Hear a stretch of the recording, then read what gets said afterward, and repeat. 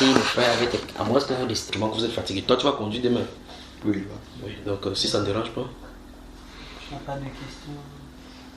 Si tu avais quelques questions à moi, pardon frère, tu peux ouvrir là. Oui. Bon, tout à l'heure, comme je disais, bon, c'est une question des fois qui... Attendez, alors je vais vous faire une exigence, vous allez me supporter. Oui.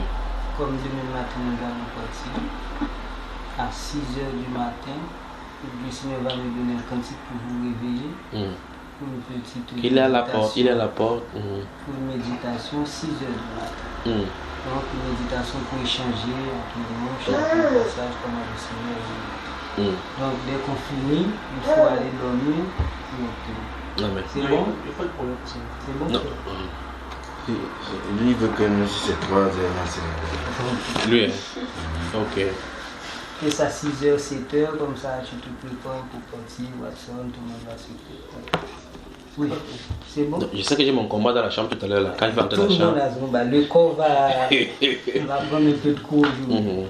Oui. En tout cas, comme je disais tout à l'heure, en fait, que c'est vraiment une question qui fait beaucoup d'actualité, surtout que bon, ça peut être une illusion pour beaucoup de gens, pour beaucoup de chrétiens. Surtout, est-ce qu'un chrétien peut perdre le salut en fait? Donc quelqu'un qui a cru dans le Seigneur Jésus-Christ, est-ce que cette personne, bon, le salut, donc est-ce que cette personne peut perdre le salut en fait? Okay.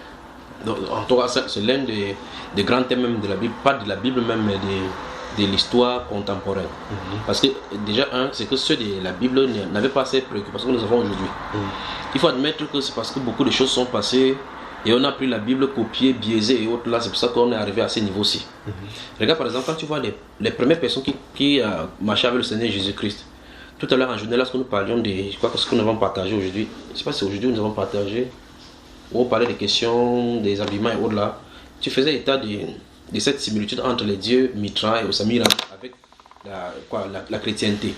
Et lorsqu'on suit l'histoire, vous remarquez que les frères maçons et tous les autres groupuscules qui sortent maintenant essaient de dire que les chrétiens ont plégié comme ça l'histoire qui a vécu, qui existe longtemps avant le Seigneur Jésus. Et là, si tu vas sur la base d'histoire, tu vas voir effectivement que c'est vrai que c'est un plagiat. Mais sans oublier qu'il y a un maître des jeux qui orchestre tout cela derrière, connaissant les principes de Dieu, a implémenté ça dans l'histoire contemporaine. Et au fur et à mesure, les gens ont pris cette histoire ne sachant pas que ce sont les choses qui ont été inspirées dans ces différentes religions-là par les démons. Cela dit, lorsqu'on voit ces choses-là aujourd'hui, on a comme l'impression que les chrétiens ont vu quelque chose et ont répliqué. Par exemple, l'histoire de Moïse, de la traversée des trucs, l'histoire de Noé, on dit effectivement que ce sont des choses qui sont passées dans la Sumérie et que les chrétiens en ont copié. Donc, toutes ces choses-là mélangées maintenant arrivent maintenant à l'apogée de l'heure de la connaissance où tout est mélangé, au point où maintenant le christianisme est devenu maintenant, comme par exemple le cas de l'Afrique, les gens disent que les blancs sont venus en Afrique avec ceci, ils ont donné, la Bible avait une main, prendre nos cultures. Et on dit effectivement que ceci a été comme l'opium pour le peuple, on a voulu saouler les gens avec, tromper les gens avec. Pourtant il n'y a pas la culture des blancs ici, pas vrai frère? Maintenant, on utilise toutes ces choses-là pour amener du discrédit sur l'évangile. Mais il n'en demeure pas moins que Jésus-Christ de Nazareth est le chemin, la vérité et la vie. Cela dit, après donc les apôtres, après donc la venue du Seigneur Jésus, sa mort, sa résurrection, son départ, puis les chrétiens type modèle qu'il a laissé en premier lieu, qui ont été les constituants de cette vie et l'implémentation de tout ce que le Seigneur a donné, puisqu'il leur a dit, enseignez-leur à observer tout ce que vous avez prescrit. Et voici, je suis avec vous tous les jours jusqu'à la fin du monde. Il s'attend à ce que ça soit implémenté au fil des siècles, jusqu'à ce qu'il revient. Et donc, sans oublier que le Seigneur savait effectivement qu'au courant des temps, il doit y avoir des choses qui vont se mixer. Il a dit laissez-les croître ensemble jusqu'à la moisson. Jusqu'à la moisson, on va voir des choses qui vont se croître au milieu, qui n'étaient pas du modèle. Paul, l'apôtre, le premier, a dit dans Actes chapitre 20, il dit que je sais qu'après mon départ, il s'élèvera du milieu de vous. Des loups cruels qui ne parleront pas le troupeau, ils enseigneront des fausses choses. Donc ça, c'était prévu. Alors maintenant, dans les Saintes Écritures, donc, pour revenir à ta question, est-ce qu'un chrétien peut porter le salut? Il faut d'abord redéfinir et bien comprendre les thèmes qui sont cités dans la question. Un chrétien qui a cru, et j'ai vérité tes propos, qui a cru au Seigneur Jésus, peux-tu perdre le salut? On commence à voir donc, il y a des situations compliquées. Parce qu'on peut être chrétien sans avoir le salut. Voici une réalité de notre régénération. Je dis par rapport à la réalité de maintenant. On peut être chrétien sans avoir le salut. Parce que si tu prends un catholique qui prie Marie, tu lui demandes tu es quoi? Il va dire je suis chrétien. N'est-ce pas ça se comprend? Et tu prends comme ça au fur et à mesure. Tu vas voir quelqu'un qui dit j'étais catholique, je croyais que je croyais. Après j'étais protestant, je croyais que je croyais. Après je suis allé chez témoin, je croyais que je croyais. Entre temps, chaque année où il était là, chacune des périodes était là, il était chrétien. À un moment donné, il dit je ne crois plus en rien de tout ça. D'autres qui, même après avoir fait ce parcours, ils disaient, d'autres étaient des pasteurs, même ils disent maintenant que je suis converti à l'islam. Il devient imam. Et de là, il raconte les grossièretés qui se passent en milieu chrétien. Entre temps, pendant qu'il était là au milieu, il disait qu'il était chrétien, on se pose des questions. Donc tu vois effectivement qu'il y a de l'hybridisme en ce milieu-là. Maintenant, donc, je dis encore mes propos, quelqu'un peut être chrétien sans avoir le salut. La deuxième chose, maintenant, il faut définir ce que c'est que c'est salut. C'est quoi donc, que veut dire avoir le salut? Et là, on commence à toucher dans les grandes vérités des Saintes Écritures. Donc, qui peut avoir le salut? Qui est-ce que la Bible appelle par chrétien? Quelle est la différence entre ce que la Bible appelle par chrétien et ceux qui s'étaient à être chrétiens aujourd'hui? Pour répondre à ces questions, donc, il faut comprendre donc, toutes ces choses-ci. Dans la Bible, donc, puisque nous sommes coincés par le temps et puis par toutes les exigences que nous avons demain, je vais seulement citer et donner le passage biblique. Dans le livre des Jean, au chapitre 8, à partir du verset 30, Christ Jésus va commencer à parler à la foule qui était au-devant de lui. Puis il va lâcher cette parole que nous aimons utiliser. Il dit, vous connaîtrez la vérité et la vérité vous affranchira. Mais au préalable, dans ce verset 32, la Bible déclare au verset 30 qu'il dit aux Juifs qui avaient cru en lui. Tu vois? Il dit aux Juifs qui avaient cru en lui, si vous demeurez dans ma parole, vous êtes réellement mes disciples. Vous connaîtrez la vérité vous rendra libre. Ces paroles a suffi pour créer la zizanie. Pas devant tous ceux dont là même qui l'écoutaient, mais à ceux qui avaient cru en lui. Donc c'est l'un des passages de la Bible qui me dépasse ici. Ce sont ceux qui ont cru au Seigneur Jésus, à qui Jésus-Christ dit, vous connaîtrez la vérité vous rendra libre. Et plus tard, ils vont continuer dans leur échange. Jésus va leur dire, vous avez pour père le diable. Vous voulez me tuer. C'est terrible. On dit aux préalables qu'ils ont cru en lui. Donc on peut croire en Jésus sans avoir la vie éternelle. Parce qu'en réalité, on n'a pas cru jusqu'au niveau où il veut. Tu vois cela? Donc il y a donc l'authenticité dans la croyance. Donc maintenant, la Bible déclare dans Jean chapitre 6 encore, toujours dans ce même livre de Jean, que plusieurs de ses disciples, après l'avoir écouté, si quelqu'un ne mange ma chair et ne boit mon sang, il n'aura pas ma vie. Quand il a dit ça, l'un a regardé l'autre, que tu as bien entendu. Que tu as entendu ce que j'ai entendu là, oui. Ce garçon-ci, c'est sûr, c'est un cannibale. Il dit qu'on mange sa chair. Chacun a déposé le sac tranquillement pendant qu'il s'avançait, il partait. C'était dur pour eux, pas vrai frère? Jésus l'a regardé partir. Il n'a pas dit, oh, venez, je vais vous expliquer. C'est pas ce qu'il voulait dire, c'est pas ce que vous avez compris. Il les a laissés partir. Lui-même, il a les paroles pour séparer parce qu'il connaît ce qui lui appartient. Il y a des gens qui viennent à lui par l'effet de suivisme. Mais tôt ou tard, il vit les sélections parce qu'il dit, je connais mes brebis. Alors, il a laissé partir ceux-là. Et puis, il pose la question aux 12 qui sont restés. Et vous aussi, vous ne partez pas aussi? Il dit, n'est-ce pas moi qui vous ai choisi, vous les 12, mais cependant, parmi vous, l'un de vous est un démon. Suivant l'attitude de ceux qui sont partis, on dit plusieurs de ces disciples, après l'avoir entendu. Or, le maître donne les instructions. Ils étaient d'accord avec lui en entendant jusqu'à ces paroles-là. Non. Cette doctrine, si ça ne marche pas dans notre tête. Or, pourtant, un disciple est censé suivre le maître, quel qu'en soit ce que le maître dit. Et bien plus, c'était le maître par excellence ici, donc sa parole est indiscutable. Maintenant, dès quelqu'un dit, je suis avec Jésus. Et Jésus dit quelque chose, il discute. Et puis il part. On n'a pas dit c'est quelques personnes qui faisaient fi de suivre Jésus. On dit que quelques-uns de ses disciples, après l'avoir écouté, il le quittait. Pas vrai frère? Bon, quand il le suivait, chaque jour il marchait partout là-bas, il guérissait aussi les malades là. Il disait qu'il était qui? En gardant le thème générique chrétien, donc en enlevant ça et mettant de côté, parce que le thème normal c'est disciple. Il disait qu'il était disciple de Jésus et tu ne peux pas faire autrement. Donc quand Simon et Zacharie ont prophétisé dans le livre de Luc chapitre 1 et chapitre 2, quand Simon l'a porté, il dit que c'est salut que tu mets devant tous les peuples. Donc Jésus est le salut par excellence. Donc tout le salut qu'on veut lui donner. Le salut dont il est question, c'est la vie qu'il donne à ses enfants. Donc on dit donc qu'un chrétien peut perdre le salut. Beaucoup de personnes parlent du salut sans savoir de quoi il est question effectivement. Donc le salut, c'est la vie éternelle. Maintenant, qu'est-ce que Jésus donc a dit à ceux à qui il donne la vie éternelle? Je leur donne la vie éternelle et ils ne périront jamais. Si c'est lui qui donne la vie éternelle, il dit que je connais mes brebis. C'est un autre père de manche là-bas. Je connais mes brebis et elles me connaissent. Je leur donne la vie éternelle, c'est lui qui donne la vie éternelle. Et il rassure dans cette phrase et elles ne périront jamais. D'où vient-il que quelqu'un vient dire? Parce que la vie éternelle, c'est question sur le salut. Donc ça dit qu'on peut traduire la phrase par je leur donne le salut. Et elles ne périront jamais. D'où vient-il que quelqu'un vient poser encore la problématique? un chrétien petit porte le salut. Tu vois que ça n'a pas de sens. C'est à cause donc justement de la connotation de la chrétienté moderne qui pose ces problèmes-ci. Parce que justement, on a les gens qui confessent le nom de Jésus, vont à l'église comme on dit, mais vivent un style autre de vie qui n'est pas conforme aux Saintes Écritures. Et par conséquent, ça peut déjà poser la question, non, s'il continue à vivre comme ça, il va aller en enfer. Dès le départ, il n'est pas d'abord prêt pour le paradis, parce qu'il n'a pas le salut. Parce que quelqu'un ne peut pas perdre ce qu'il n'a pas.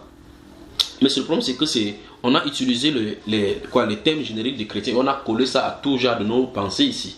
Au sens propre du terme. Si on pouvait se targuer d'être bibliste, quelqu'un dirait je suis disciple du Seigneur Jésus. C'est parce qu'en disant je suis disciple du Seigneur Jésus-Christ, ça donne beaucoup plus de travail à ta vie et à ton cœur. Tu vois, si quelqu'un dit je suis disciple de Jésus, il entendra dans ce mot disciple, il va entendre discipline. Ça commence à poser problème. Celui qui suit les disciplines de Jésus. Vous voyez cela? Si vous m'aimez, gardez mes commandements. Vous voyez, vous m'aimez, gardez mes commandements. Quand on dit chrétien, les gens modernes vont vous dire je suis chrétien de l'église catholique. Je suis chrétien de l'église évangélique. Ça ne devient plus la connotation des termes chrétiens tel que la Bible dit, mais connotation au sens de la religion du terme. Et donc c'est ce terme-ci, c'est ce terme-là qui dérange. Donc, posons la question autrement. Et voyons donc que la réponse est manifestement non. Un disciple du Seigneur Jésus-Christ peut-il perdre le salut? Comment ça sonne dans tes oreilles maintenant? Réponds à la question aussi. Un disciple du Seigneur Jésus peut-il perdre le salut? Tu vois que maintenant ça n'a plus de sens, pas vrai? Ouais, parce que là, on a entendu, maintenant on est en plein au disciple du Seigneur Jésus. Mais quand on dit chrétien, le mot chrétien n'a pas de sens biblique tel que nous l'apportions aujourd'hui. Parce que si on porte chrétien, parce que le mot chrétien dont on collait aux disciples au préalable, c'est en fonction du fait qu'on les voyait vivre comme le Seigneur. Et par conséquent, on disait, ils font partie de ces sectes-là appelées les chrétiens. Donc, chrétienté, le mot chrétien voudrait les catégoriser dans une secte parce qu'on voyait notre marche appelée, donc, on nous a estampillé ça chrétien. Chrétien, c'est pas un terme qui donne la joie. Mais aujourd'hui, tout le monde se dit chrétien. Quelqu'un se lève, un franc-maçon se lève avec son pince ici, rose, de la Rose-Croix, il dit que la France est une nation chrétienne. Puis par la suite, paradoxalement, il dit que la République est laïque. C'est pas vrai? Et on a des problèmes là. Il n'y a pas de pays chrétien. Il n'y a pas de pays chrétien parce que la chrétienté, ce n'est pas une histoire de pays. Ce n'est pas une histoire de groupe, c'est une histoire d'individu. Parce qu'il est question de relations personnelles avec le Sauveur. Donc il n'y a pas un pays qui a un rapport personnel avec le Sauveur. Dans une nation, Dieu choisit et appelle à lui ses enfants qui se trouvent dans cette nation. Toute la nation ne peut pas être chrétienne. Jamais. Donc il n'y a pas de nation chrétienne. Bon, maintenant si on parle encore en fait, avec ce thème-là pour comprendre effectivement que c'est notre vocabulaire aujourd'hui qui nous a biaisés. Est-ce qu'on peut parler d'une nation disciple de Jésus? Je vois que ça n'a pas de sens. Alors donc posons-nous la question, au lieu de poser cette fois-ci, chaque fois la question, un chrétien peut-il perdre le salut? Posons la question. Un disciple de Jésus-Christ peut-il perdre le salut? On verra effectivement que ça ne présentera pas de réponse autre que non. Parce que quelqu'un suit la discipline de Jésus, on commence à comprendre que si tu suis la discipline de Jésus, il est censé marcher sur les traces de Jésus. Comment tu marches sur les traces de Jésus? On te pose la question si tu ne vas pas y arriver. Parce qu'il a dit tout disciple accompli sera comme son maître. Ça c'est au-delà de toutes les explications des mots. Deuxième chose, la vie éternelle qu'il donne, il a dit clairement qu'il ne donne pas à n'importe qui déjà pour commencer. Il donne, c'est quoi? La vie éternelle à ses brebis. Il ne dit pas qu'à ceux qui vont devenir ses brebis. Parce qu'on ne devient pas ses brebis. On est ses brebis. On est en état. C'est un fait. On est ses brebis. Il dit, je connais mes brebis. En donnant plusieurs paraboles de l'appartenance des brebis. Il dit par exemple dans Luc chapitre 15, d'un homme qui a 100 brebis. Il a 100 brebis. Et qu'il égare une. Donc il a égaré sa brebis. Donc quand il descend de la montagne, en laissant les 99, il ne peut pas chercher quoi, frère? Sa brebis. Puis c'est une. S'il y avait 3 qui étaient égarés, comme il parle là, il connaît le nombre de ce qu'il va chercher. Or, dans la forêt, il y a beaucoup de brebis, il peut y avoir beaucoup de groupes. On voit effectivement que chaque musulman ou bien berger a sa berger. Ils ont les maris, ils reconnaissent les brebis. Et généralement, ils ont les sons pour appeler les brebis. Alors quand il trouve sa brebis, la Bible déclare qu'il cause beaucoup plus de la joie. Il dit de même, il y a de la joie dans le ciel pour une seule brebis qui se répand sur la terre. Mais il ne dit pas n'importe quelle brebis, il dit c'est brebis. Je leur donne la vie éternelle. Et dans le Jean chapitre 6, verset 36, il dit que la volonté du Père qui m'a envoyé, c'est que je ne perde aucune de ceux qu'il m'a envoyé. Jésus-Christ peut-il désobéir à la volonté de son Père, frère? À la croix, n'a-t-il pas dit que tout est accompli? Dans Jean chapitre 17, il a dit, il n'a perdu aucune de ceux qu'il a donné. C'est Jésus qui l'a dit. Cette parole de Jean chapitre 5, 17 qu'il a dit, il faut qu'on comprenne qu'il ne parle pas seulement de la restriction de ce groupe-là. Parce qu'au chapitre 10, il dit que j'ai encore d'autres brebis qui ne sont pas de cette bergerie. Celles-là, il faut que je les amène. Il y aura, c'est la prophétie, il y aura un seul troupeau. Tu vois ça, frère? Donc, quand il dit, et dans la prière de Jean chapitre 17 dont je parlais, il dit, Père, quand j'étais au milieu d'eux, je les préservais en ton nom. Maintenant, je ne suis pas, je vais hors du monde, préserve-les. Ils étaient à toi. Et tu me les as donnés. La question c'est, quand est-ce que Dieu a donné ces gens-ci à Jésus? Donc, il y a une discussion sur ces gens-ci avant que lui ne vienne sur la terre. C'est terrible. Et plus d'autres passages tels que le frère disait ici, il nous a aimés avant la fondation, il nous a choisis avant la fondation du monde. Donc, il t'a choisi alors qu'il n'y avait pas de péché. Donc le choix est venu avant le péché. Sachant que le péché viendra. Il a même prédestiné le sang pour te nettoyer, pour que tu sois là présent. N'est-ce pas, frère? La Bible déclare même que la sanctification même et l'irréprochabilité, c'est une prédestination. Il dit qu'il nous a prédestinés à être quoi? Saints et irrépréhensibles au devant de lui. C'est terrible. Ça dit que même la vie de sanctification est prédestinée. Alors donc, comment ça fait? Comment tu veux? C'est ce que la Bible dit. Il dit qu'il nous a prédestinés. Il nous a prédestinés afin que nous soyons saints et irrépréhensibles devant lui. Prédestinés à être saints.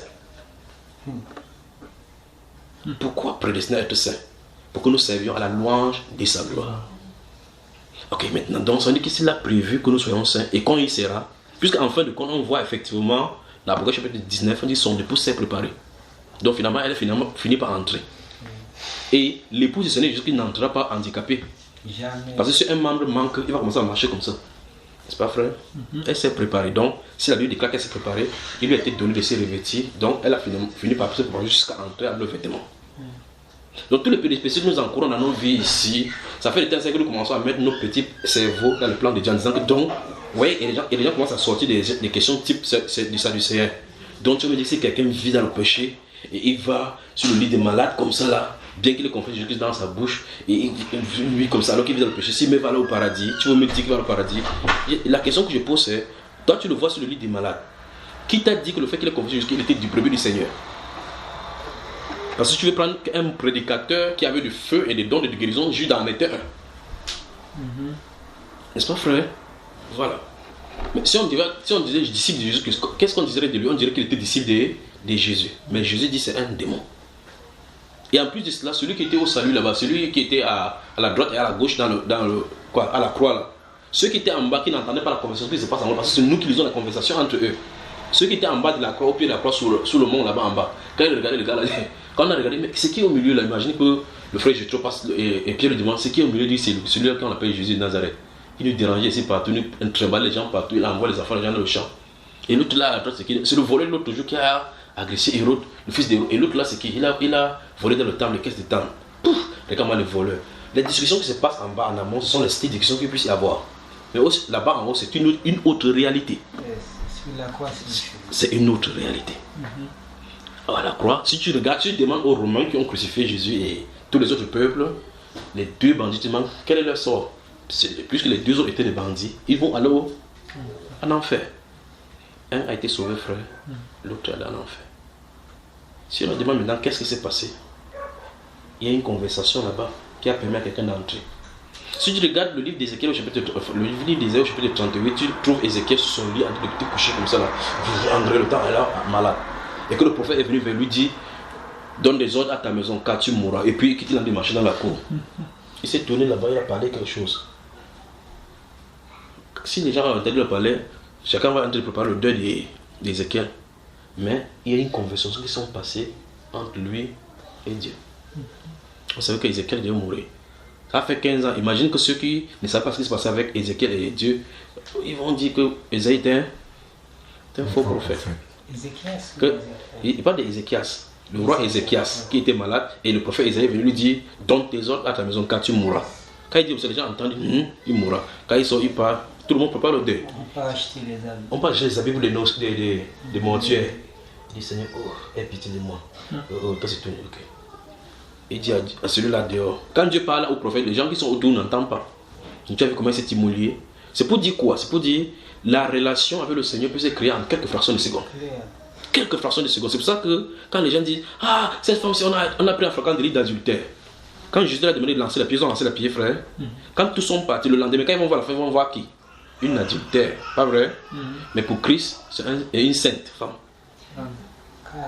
Donc il faut qu'on fasse attention. Donc c'est pour ça que quand quelqu'un est en train de vivre dans le péché ou quoi que ce soit, ce n'est pas le fait que ce que tu as pris comme acte, que tu vis dans le péché, qui fait de telle enseigne que la personne, que son état change devant le Seigneur. C'est pas ça, en réalité. Alors, la personne qui vit et qui croit qu'il ne vit pas dans le péché, tu penses que si Dieu avait des sanctions à donner, ou bien encore des corrections à donner, tu penses que cette personne pourrait être sainte devant le Seigneur? Jésus a donné la parabole de deux personnes qui sont montées au temple à l'heure de prière. Dans le livre de Luc chapitre 19, il dit qu'il y avait un qui était publicain et l'autre qui était un pharisien.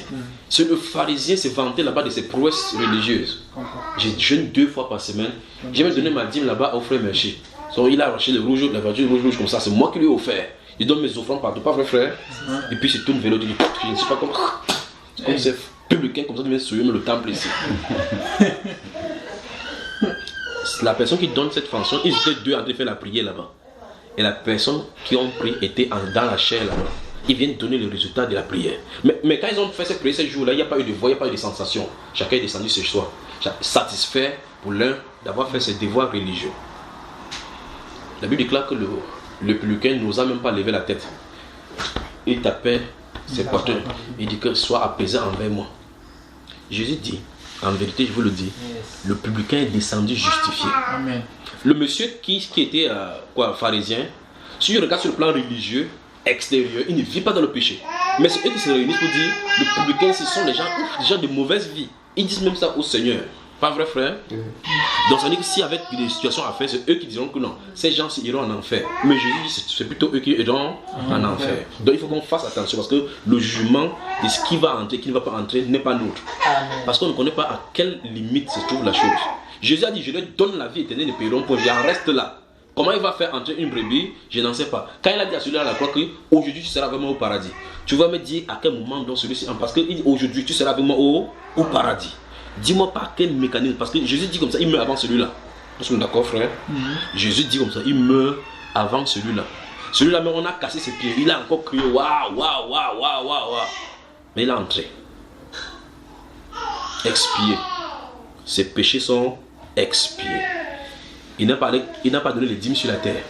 Il n'a pas donné le tout. Pourtant, il a plutôt dépouillé les gens. Mais Christ l'a fait entrer.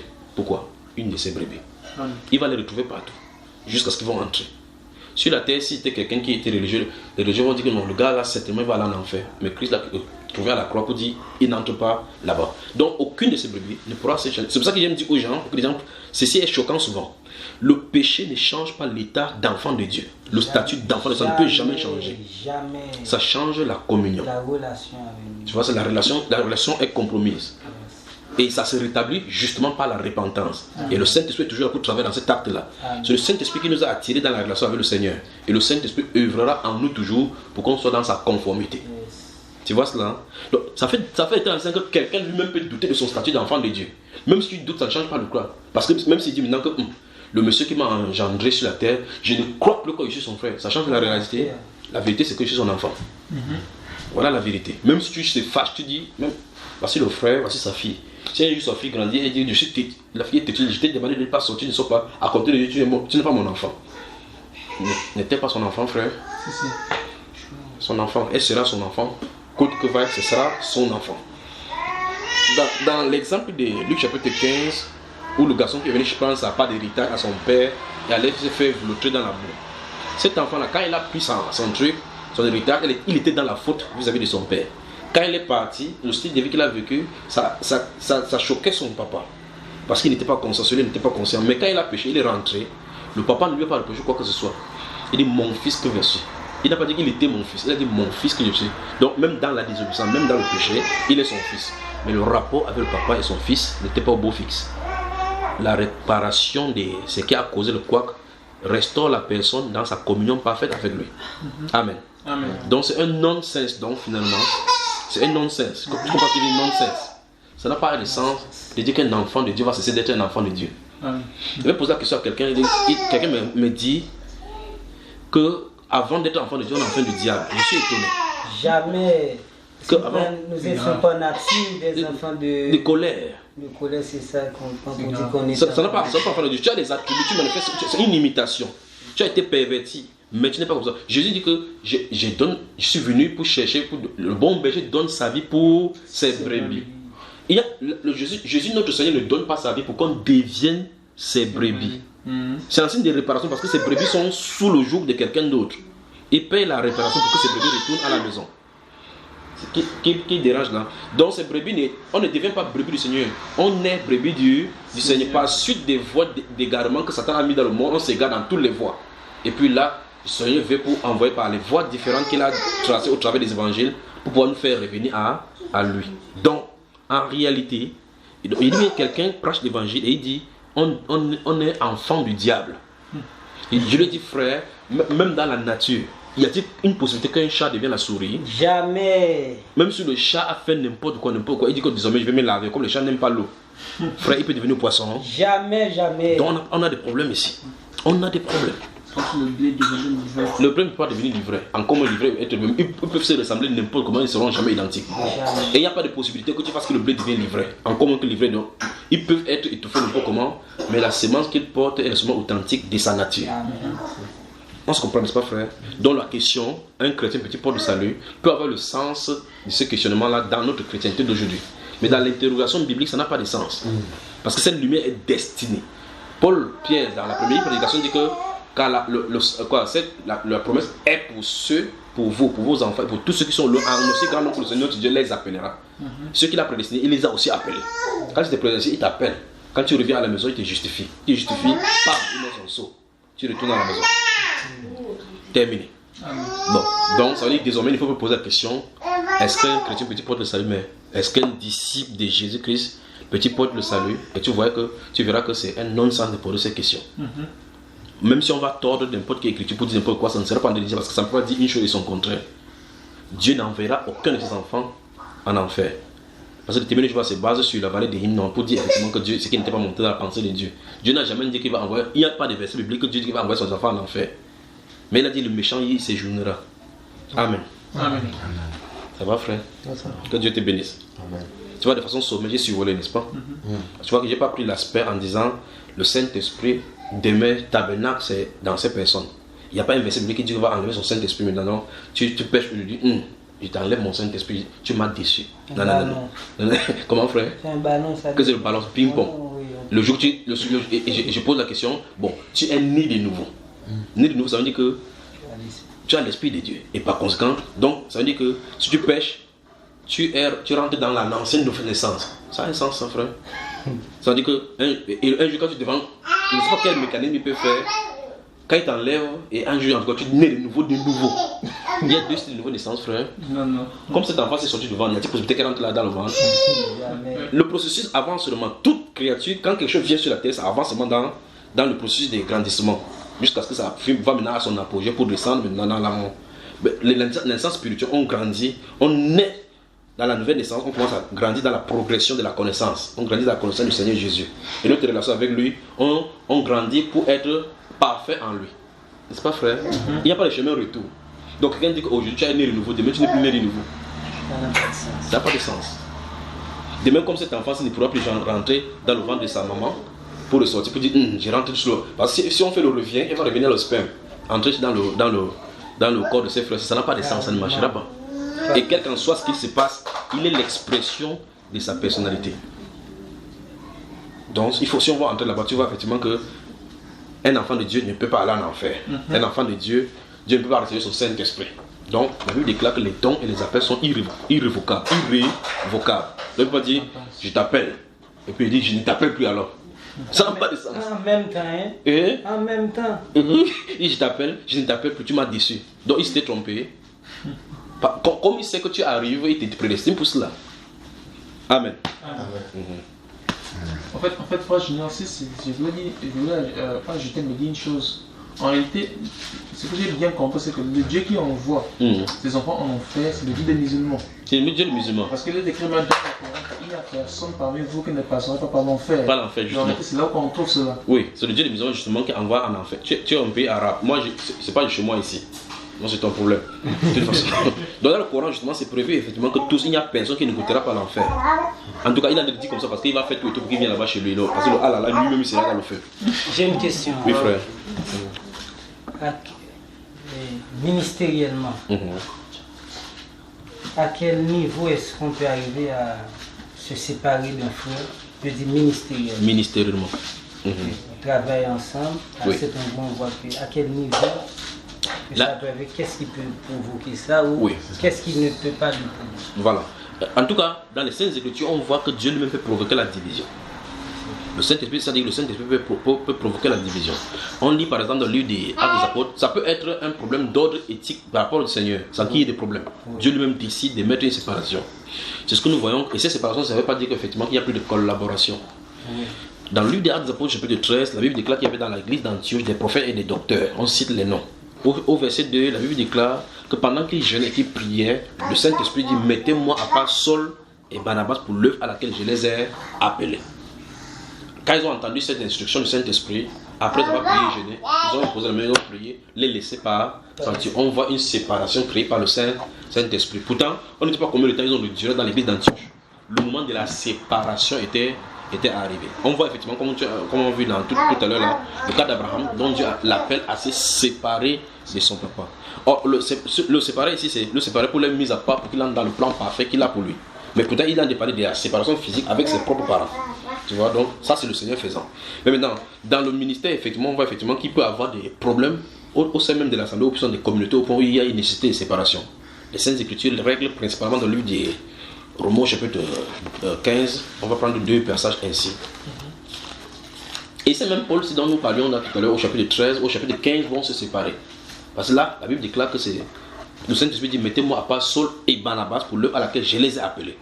Au chapitre 15, il y a une vive distinction entre lui et Paul, et le garçon Marc, qui était le cousin de Barnabas, au point où ils se sont séparés. Et dès qu'ils sont séparés, on n'a plus jamais parlé de Barnabas. J'ai dit quel livre déjà?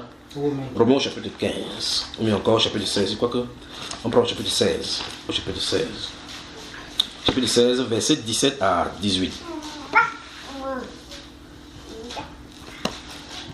Tu y es, frère? Romains le chapitre 16, le verset 17 à 18, il dit: je vous exhorte, frères, à prendre garde à ceux qui causent des divisions et des scandales, au préjudice de l'enseignement que vous avez reçu. Il dit: éloignez-vous d'eux. Donc, on a des sujets de prétexte, de séparation. Lorsque tu enseignes les saintes doctrines, la sainte doctrine, parce qu'il est dit ici dans le livre de 1 Timothée au chapitre 6, il dit: si quelqu'un enseigne quoi? C'est en des fausses doctrines, sans s'attacher aux saintes paroles de notre Seigneur. Par exemple, tu peux être au milieu des frères, tu as d'enseigner la sainte doctrine. Quand tu n'es pas là, quelqu'un injecte des semences de serpent au milieu. Il injecte des poisons, il injecte des choses qui sont contre la bonne science. La Bible déclare que il dit: je vous exhorte, frères, à prendre garde. Ici, c'est la mise en garde. Écoutez très attentivement. On prend garde. On doit d'abord veiller. Dans le livre des Hébreux, au chapitre 12, il est prévu là-bas qu'il faut qu'on veille à ce qu'aucune racine d'amertume ne pousse des rejeteurs et que plusieurs en soient infectés. Donc on doit veiller à ce que l'une ne se prive de la grâce de Dieu. C'est le rôle des conducteurs de veiller. Donc veiller. C'est l'étymologie même de leur propre ministère, le surveillant. Celui qui guette par-dessus pour voir s'il n'y a pas quelque chose qui ne va pas. Donc ici il est dit d'abord qu'on prenne garde au sujet, on prenne garde à ceux qui causent des divisions. Donc au milieu de nous, on va regarder si telle personne ici, quand il y a une situation, on voit que les scandales de la division viennent toujours de lui. On doit suivre cette personne-ci. C'est ceux qui causent des divisions et des scandales au préjudice de l'enseignement qui peut affecter l'enseignement qu'on a reçu. Puis la Bible déclare, il dit: éloignez-vous d'eux. Mais il y a une condition maintenant par rapport à l'éloignement, parce que ce n'est pas seul verset, c'est isolé. Si on lit le livre de Tite maintenant, Tite. Il faut que je réponde rapidement, même je vous laisse vous reposer vraiment. Tite. Je suis pas dans le titre là. On y va, frère. Tite. Chapitre 3.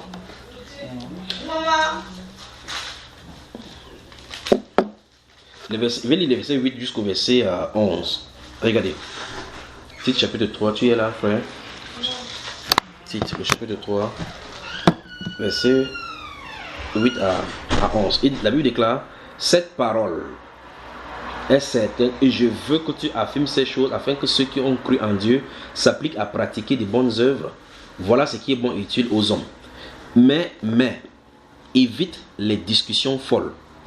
Donc, parce il a dit ça au conducteur type, sachant qu'au milieu chrétien, il peut y avoir des discussions qui peuvent créer des problèmes.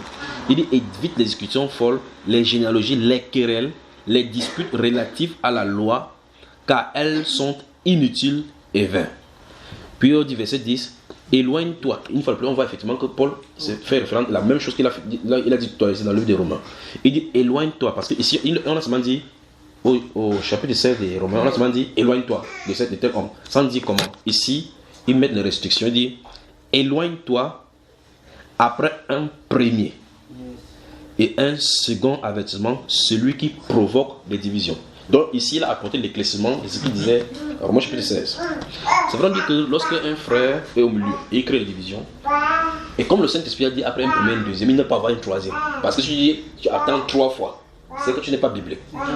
C'est que c'est ton affaire maintenant. Ce qui va arriver maintenant, c'est ton affaire. Et ça, il faut vraiment surveiller. C'est pour ça que le Saint-Esprit dit que quand il est question de dirigeants, qu'on ne prenne pas la condamnation sur les dirigeants sans qu'il y ait au moins la position de 2 ou de 3 témoins. Parce qu'on ne peut pas demander à un conducteur, on dit, l'autre vient dire que le frère là m'a fait quelque chose et que c'est un conducteur. Tu prends directement la sanction. Il faut qu'il y ait 2 ou 3 témoins pour que c'est cela. Et si c'est le conducteur, la Bible nous dit la façon dont il faut régler. Ceux qui pêchent, reprends-les devant tous, pour qu'ils en aient honte. C'est ce que la Bible déclare.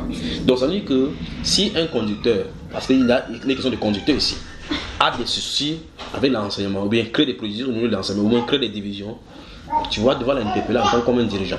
Tu dis frère, j'ai appris telle chose à ton sujet, telle chose à ton sujet. Après vérification, il savait que cela est vrai. D'après les Saintes Écritures, tu ne dois pas agir ainsi. S'il te plaît, ne le fais plus. Dans ce premier avertissement. Le deuxième avertissement, quand tu le fais, la sanction doit tomber. C'est ce que la Bible déclare. Tu te demandes sur quelle base on peut se séparer. Voilà la base biblique pour se séparer. Tu vois, la Bible ne dit pas que si vous n'êtes pas d'accord sur une même doctrine quelque part, il faut que vous vous séparez. Il n'y a pas cela. La Bible dit plutôt, dans le livre de Philippiens, cette fois-ci, chapitre 3, verset 15, que pour les choses que nous ne sommes pas d'accord, on laisse Dieu nous éclairer. On continue pour les autres choses. Mais parce qu'il y a d'autres personnes, regardez bien, alors dans le livre des 2 Jean là. Merci vraiment pour cette question là.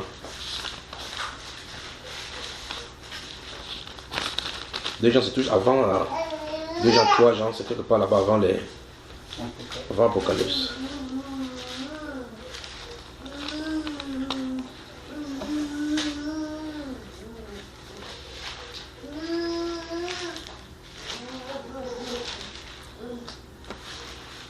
Donc, dans le livre des 2 Jean, on voit clairement ici, une fois de plus, à partir du verset 7. Regardez, il dit, enfin, prenons à partir du verset 6, d'accord? Vous êtes dans 2 Jean, non? On va lire dans 2 Jean, puis on va regarder dans 3 Jean également. Il dit, et l'amour consiste à marcher selon ses commandements. C'est là le commandement dans lequel vous devez marcher comme vous avez appris dès le commencement. Car, il dit ça, car plusieurs séducteurs sont entrés dans le monde qui ne confessent point que Jésus est venu en chair. C'est celui qui est tel, c'est le séducteur et l'antéchrist. Prenez garde. Prenez garde. Quand il dit prenez garde, il faut qu'on pose la question à qui il s'adresse. Le verset 1 nous dit à qui il a de dire. Il dit l'ancien, à Kyria, l'élu et à ses enfants. Donc, dans cette femme, c'est appelé, parce que Kyria, ça veut dire c'est le nom féminin pour Seigneur.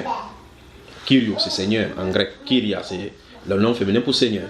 Donc c'est une femme qui avait ses enfants et certainement elle avait l'assemblée au milieu d'eux. Elle dit que prends garde, veille. Il dit que j'ai appris que tes enfants qui marchent dans la vérité. Je n'ai pas autre joie que de savoir que tes enfants marchent dans la vérité.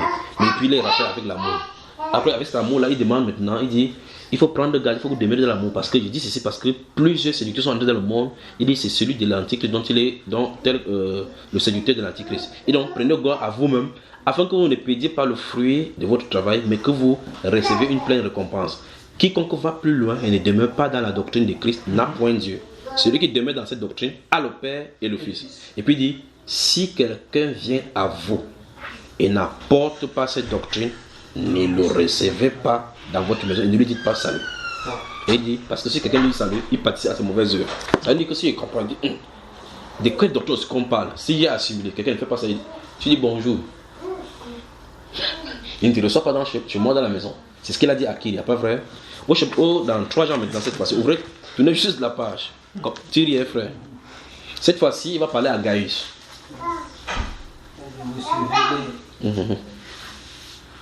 On y va. Vous trouvez juste la page après cela, non? Après 2 ans, il y a 3 ans. Je prends maintenant cette fois-ci à partir du verset 1. Ok. L'ancien à Gaius, le bien-aimé, que j'aime dans la vérité. Bien-aimé, je souhaite, voilà le fameux verset, je souhaite que tu prospères à tous égards et sois en bonne santé comme prospère l'état de ton âme. J'ai été fort réjoui lorsque des frères sont arrivés et ont rendu témoignage de la vérité qui est en toi, de la manière dont tu marches dans la vérité. Je n'ai pas de plus grande joie que d'apprendre que mes enfants marchent dans la vérité.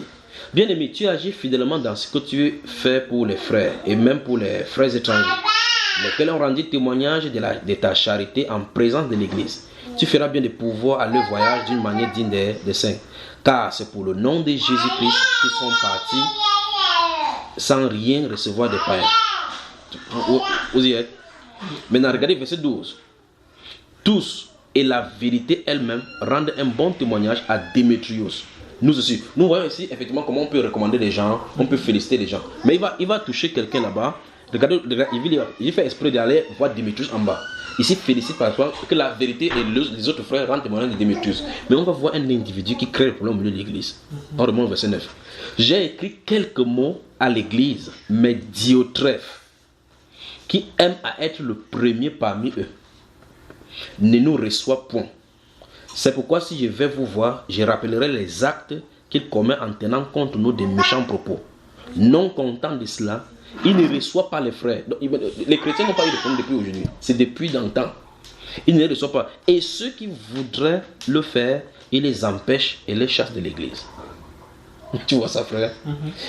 Diotrephe. Donc il y a l'esprit. Il y a une prédication que j'ai faite concernant cet esprit, c'est l'esprit de Diotrephe. J'ai tenté de prendre ça parce que je voulais parler au milieu de l'assemblée. Il peut y avoir des gens qui ont l'esprit de concurrence. Quand il voit la grâce de Dieu commencer à se manifester, il veut seulement se montrer. Quand tu viens de demander pardon, quelqu'un peut venir donner un renseignement, que je vais voir tel frère, il dit pourquoi tu vas aller le voir, il bloque pour que tout passe par lui. Quand il y a des choses, n'importe quoi, il peut vouloir corriger. Quand tu fais un enseignement, il veut seulement amener la correction. Diotrephe. En tout cas, Diotrephe en grec, ça veut dire nourri par Zeus. On se pose la question que celui-ci, son nom, quand tu as par exemple Timothéos, tu vois que Théophile, l'ami de Dieu, quelqu'un a pour nom nourri par Zeus. Il se trouve en plein milieu chrétien comme un prédicateur. Ça pose problème. Parce que les noms ne sont pas choisis au hasard. On dit nourri par Zeus. Donc ça dit qu'il est inspiré par le dieu grec appelé Zeus. C'est ceux-ci qui peuvent avoir les castes chrétiens où on élève les gens au-dessus des autres. Voici donc ceux qui créent les divisions. Maintenant, Jean dit donc que quand il va venir, il dit où est-ce que j'ai dit ça? Il dit, c'est pourquoi, verset 10, c'est pourquoi si je vais vous voir, je rappellerai les actes qu'il commet, en tenant compte de nous des méchants propos. Donc Jean ici dit qu'il va venir va régler le problème face à face. Voici donc quelqu'un qui cause des divisions. Mais Paul a dit, c'est quelqu'un qui crée les divisions, parce qu'on dit qu'il cherche les gens de l'église. Et ceux qui veulent accueillir les frères, comme tu as devenu, ça dit que il vient, je te dis, tu as accueilli les frères juniors ici, là, mets-les dehors. Mais c'est terrible. Ça, c'est la naissance de l'église. Donc on n'a même encore rien vu. Alors, donc, de telles personnes, tu lui donnes un avertissement, un deuxième avertissement, et puis on le met hors état de nuit. Voilà ce que la Bible enseigne. Que le Seigneur te bénisse. Amen. Donc aujourd'hui, on voit effectivement comment certaines personnes, quand tu es sous un ministère, on ne veut même pas que tu écoutes encore les prédications de notre parent. Souvenez le verre, quand il y a des enfants, ça ne mettez pas le verre comme ça. On ne veut plus que quelqu'un utilise encore son temps pour écouter. Par conséquent, vous allez voir que les gens, s'ils écoutent un autre enseignement d'un autre pasteur sur internet ou n'importe quoi, ils font ça en cachette. Parce que je ne peux même pas comprendre cet esprit sectariste au milieu chrétien. Mais en tout cas, Dieu dit qu'il faut qu'il y ait des sectes aussi au milieu de nous. Un chrétien est libre d'écouter qui il veut, parce que Christ c'est le sauveur qui est mort pour lui. Bon, si tu es prédicateur, tu es sur la croix, Dieu dit que non, suis seulement ce qu'il dit. Quand tu ne seras pas là, il fait comment? Il vient à ta tombe pour suivre ton prédication, frère. Donc on a des problèmes, tu vois. Or, quand tu lis effectivement Pierre, l'apôtre dans 2 Pierre, il dit que c'est la même chose que je vous écris que le frère Paul vous écrit. En faisant ça, il est en train de faire quoi, frère? Il reconnaît comme ça en Paul la grâce que Dieu lui dit dans lesquels des points que lui-même ne saisit pas. mais il dit plusieurs personnes tordent le sens. Donc il ne dit pas seulement que c'est à lui que le capitana a été donné, pas vrai frère? Donc ça veut dire qu'il faut qu'on, ici en clair, les questions de qu'on discerne les différentes grâces que Dieu a réparties de façon indiscutable dans la vie des chrétiens, de chaque personne. Tu reçois de chez un, chez l'autre et autres. Il y a d'autres personnes qui veulent emmagasiner, il se dit effectivement qu'il est spécialiste en tout. C'est un charlatan en milieu chrétien. Dieu a répandu ses grâces pour que nous mettions cela au service des uns les autres. Un pasteur qui dit tu ne dois pas écouter les prédications d'un autre pasteur, même les choses qui sont mauvaises chez les prédicateurs, Dieu peut de façon délibérée te dire que écoute ces choses pour que tu vois quelque chose pour développer vis-à-vis de ces sujets-là. Que le Seigneur vous bénisse. Bonne soirée, bonne soirée. Bonne nuit. Oui, ma chère. Je voulais juste en profiter sur la question du frère. Oui. Juste pour continuer un peu le sujet, les caractéristiques des faux frères, s'il te plaît, frère Junior. Si on développe ça maintenant, 3 heures va nous trouver ici. Si c'est pour l'autre là. Rendez-vous à Casa ou sur Maro dans la Sainteté. N'est-ce pas? Que le Seigneur vous bénisse. Bonne nuit à vous. Bonne nuit.